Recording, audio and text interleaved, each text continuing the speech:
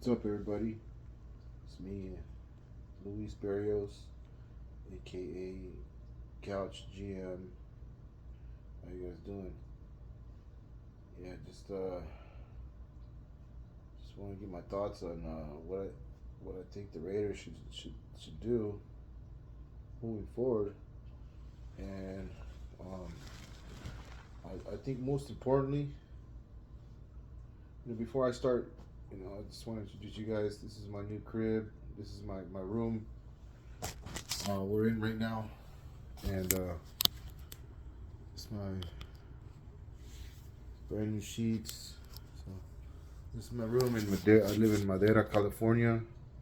And bought a house over here, so I'm peacefully living in my house right here. So let's get back to what I was posting this video about. So you guys know I'm into sports. You guys know I love sports.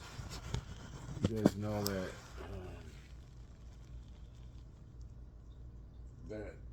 that's what I'm into.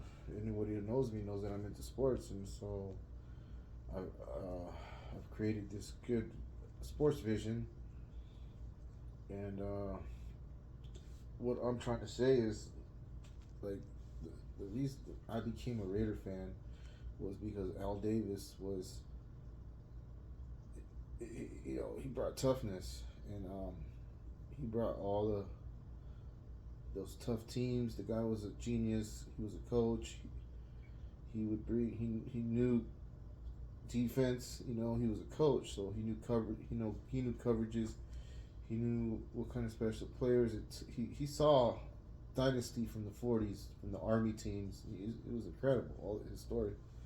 So basically, in the '70s, he just got big monsters. Tough guys. Those '70 teams were tough. So he built a mold in the Raiders organization, Raiders franchise, and the mold was you got to be tough, man. You, you got to be tough, and that's just it. And so we have gotten away from that, like in the past, decade. We've gotten away from it. We tried new things. We tried an identity that wasn't us, and I think we should quit doing that. I think we should stick to who we are. The Intimidators, the Raiders. We need to go back to that, and it starts from the top. I'm serious, dead serious now. It starts from the top, and so they got to start from doing a better job up there on their end. They got to do a better job. So basically, Al Davis, just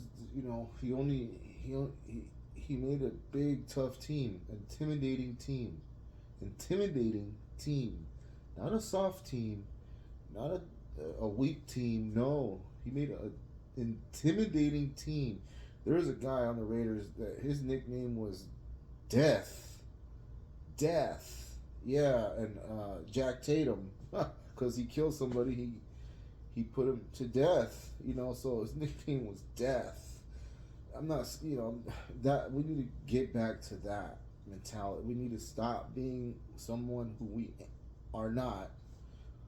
Stop being someone we ain't, and start going back to what we are. And that is we are intimidators, raiders. Tough people. We're tough. We gotta start drafting only the toughest guys, the fastest guys. Okay, it depends on the position, of course. So you need speed. You gotta get those guys, the fastest ones. You need, most importantly, the strong guys. Get those guys. Build around those guys. Each position, especially up front, defensive line, offensive line. Just get those 300 plus pound guys up front. 300, 300, 300, 300, 300, 300. Blocking for the quarterback, 350, 340, 330. Just, blocking for the quarterback. Let's get that back. Let's get the pass rushing. Doesn't 300 pounds is nice. Let's just get some guys that Max Crosby isn't 300 pounds, but the guy can move his feet. And Bosa, those guys. Well, Bosa's a beast, but let's just get some guys that are monsters.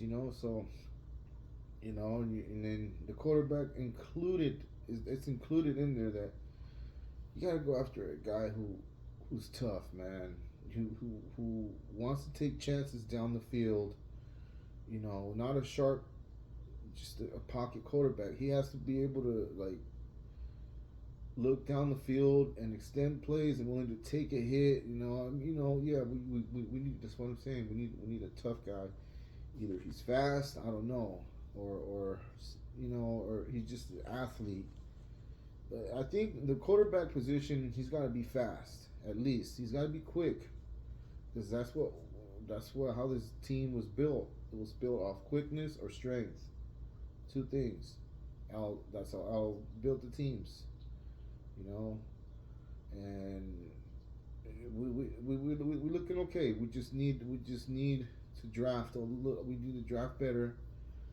We need to draft the biggest monsters, the best available players, right? Like the best available players at the draft. Like I was looking at the draft board and uh, I liked Joey Porter Jr. with the seventh pick. If I was running the show, I'd pick him. I wouldn't get Will Levy. He throws too many interceptions and he's not ready. And in order for a seventh pick quarterback to be picked at the seventh spot, he has to be a ready starting quarterback right now. QB Will Levis is not. He's not worthy of the seventh position. So you get Joey Porter Jr. You know he's going to be a good player. His dad was I mean, his dad was a all Pro Bowler. It's in the genes. He's gonna be a good player. So I'd rather go with the safe pick and go Joey Porter Jr. Plus, what do we need? We need defense. That'll help the defense. That will start the motor to help fix the defense right there. Then with the second pick, I would probably get like a guy like Hendon Hooker. Hooker, that because why? Because that would be the best non first draft round pick available, and I think he's extremely talented. I think he's athletic. I think he's a good player. He's gonna be a good player. Hooker, I'm looking at like people look at Deshaun Watson. You know how everybody passed on these black quarterbacks, like Deshaun Watson. Everyone passed on him. The whole league passed on him, and he turned out to be a freaking stud. And so I'm looking at Hooker like that. Everyone's gonna pass on him. He's not gonna be a first round pick, whatever. He's got a little injury. Yeah, he does. But that injury is, if he fell, he's gonna fall because of that injury. And if he lands on the team, the right team, it could be a blessing in disguise. You just you never know what these guys are until they hit the field. Nobody knew what Draymond was gonna be. Until he hit the field. Nobody knew Draymond Green was gonna be. He was picked 35. Nobody knew he was going to be one of the best defensive players ever, or else he would have went like seventh or eighth, in the draft. So you just never.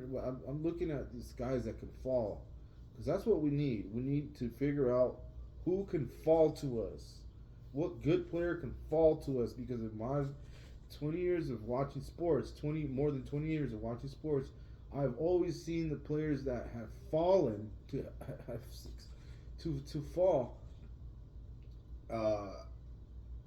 and have success. Not all the time. I'm saying sometimes. Sometimes those players that fall, like Steph he fell to seventh, and look, he became, nobody thought he was going to be that.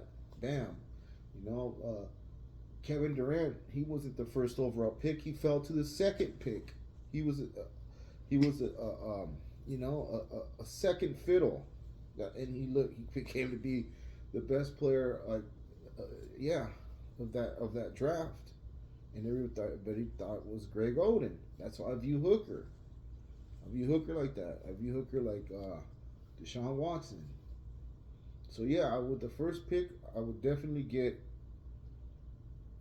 Joey Porter Jr. because he's gonna be a good player, bro. He's gonna be a good player, hands down. And then he's a cornerback. Okay, with that second pick, I'd go with the quarterback, and then from there, they don't pay me.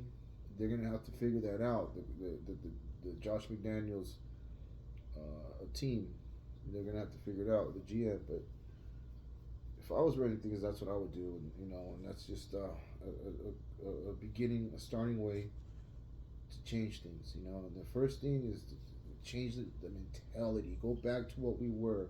Stop being someone who you ain't. Go back to what made you successful, and that was just win, baby. Commitment to excellence, and strong, and only the strong survive. All right, so I'm going to talk about, and hope everyone has a good day of their weekend, and God bless everyone, because I'm trying to get back to my weekend. I got my Heineken right here. I got my little, whatever. So, Happy New Year's, and God bless everyone. All right, peace out.